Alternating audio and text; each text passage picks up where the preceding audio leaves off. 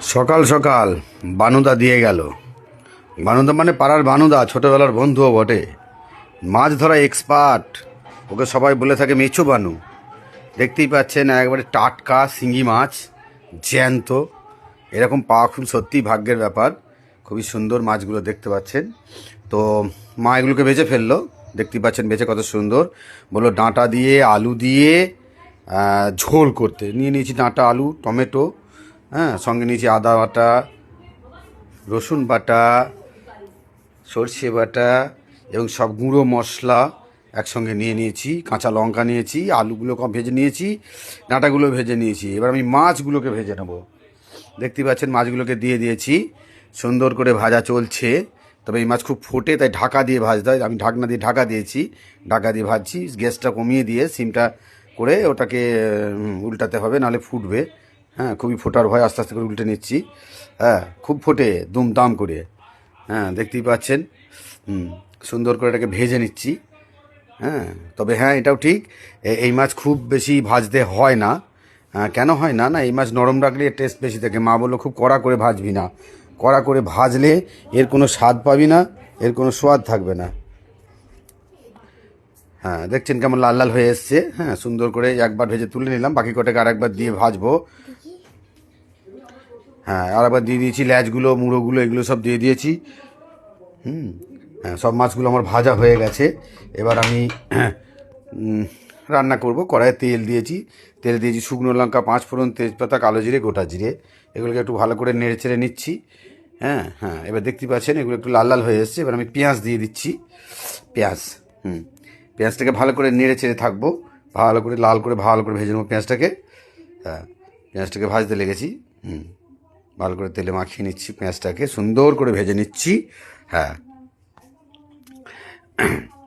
এরপর পেঁয়াজটা দেখছেন এবার কেমন লাল লাল হয়ে যাচ্ছে। হ্যাঁ, দেখতেই পাচ্ছেন আস্তে আস্তে পেঁয়াজটা জড়িয়ে আসছে। হ্যাঁ, আস্তে আস্তে লাল হয়ে যাচ্ছে পেঁয়াজটা, দেখতেই পাচ্ছেন কেমন লাল হয়ে যাচ্ছে। হ্যাঁ, পেঁয়াজটা আর একটু লাল হয়ে যাবে।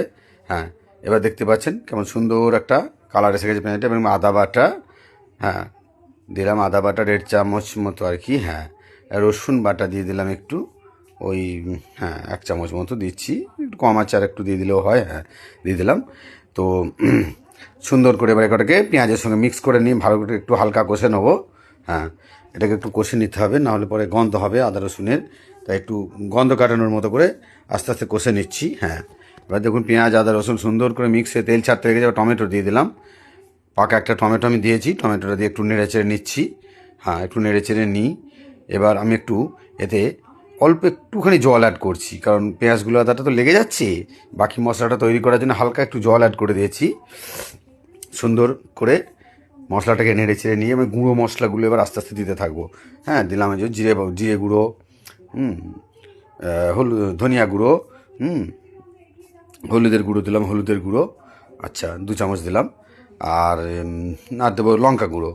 তো এটা বলে রাখি আপনাদেরকে যে এগুলো বাটা মশলাই করলে টেস্ট আরও সুন্দর হয়।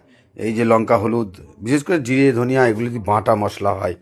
কিন্তু এখন তো সবই পাউডার খাওয়া, পাউডারই দেওয়া হলো, তো খারাপ হবে না। তবে পারলে আপনারা বেটে করবেন, দেখবেন একবারে অপূর্ব স্বাদ হবে। হ্যাঁ, একটু লাল মির্চ দিয়ে দিচ্ছি রং করার জন্য, কাশ্মীরি লঙ্কা গুঁড়ো আর কি একটু দিয়ে দিলাম রঙটা ভালো করার জন্য। দেখতেই পাচ্ছেন সুন্দর মশলাটা কেমন কষা হয়ে গেছে, দারুণ একটা কালার এসে গেছে মশলাটার মধ্যে। হ্যাঁ, এইবার এতে আমি আলুগুলো, টমেটোটাও একটু নরম হয়ে আসছে, এবার আলুগুলো দিয়ে আরও খানিকক্ষণ আমি কষতে থাকবো। আলুটাকে ভালো করে কষলে কী হয়, তরকারির স্বাদটা ভালো আসে। তবে আমি ডাঁটা এখন দেবো না, ডাঁটা এখন দিলে কিন্তু গলে যাবে। তো অবশ্যই এখন ডাঁটা দেওয়া যাবে না। মশলাটা তেল ছেড়ে দিচ্ছে। তো এবার আমি আলুগুলোকে দিয়ে ওকে আরও খানিকক্ষণ ভালো করে আলুগুলোকে দিয়ে কষবো, কারণ আলুটা না কষলে ঝোলটা ঠিক টেস্ট আসবে না। হালকা ভেজে রেখেছিলাম আলুগুলোকে, এবার মশলার সঙ্গে দারুণ করে আলুগুলোকে কষতে থাকবো যতক্ষণ পর্যন্ত না লেগে যাচ্ছে বা তেল ছাড়ছে। আমি আলুগুলোকে ভালো করে কষতে থাকবো মাখিয়ে। দেখতেই পাচ্ছেন সুন্দর করে আলুগুলোকে মাখিয়ে নিচ্ছি। হ্যাঁ, মশলার সঙ্গে কষছি এক কথায়। হ্যাঁ, দেখছেন কেমন সুন্দর করে কষতে কষতে তেল ছাড়তে লেগে গেছে, আলু থেকে মশলা থেকে সুন্দর তেল ছাড়ছে। এবার আমি জল দিয়ে ঝোল করে নিচ্ছি, প্রয়োজন মতো জল দেবেন। তবে পাতলা ঝোল খেতে এটা ভালো লাগে, আমি জলটা একটু বেশিই দিচ্ছি। দেখছেন কি সুন্দর একটা কালার এসে গেছে। আমি ঢাকা দিয়ে দেবো আলুগুলোকে সিদ্ধ করতে। আচ্ছা, আলুগুলো সিদ্ধ হচ্ছে।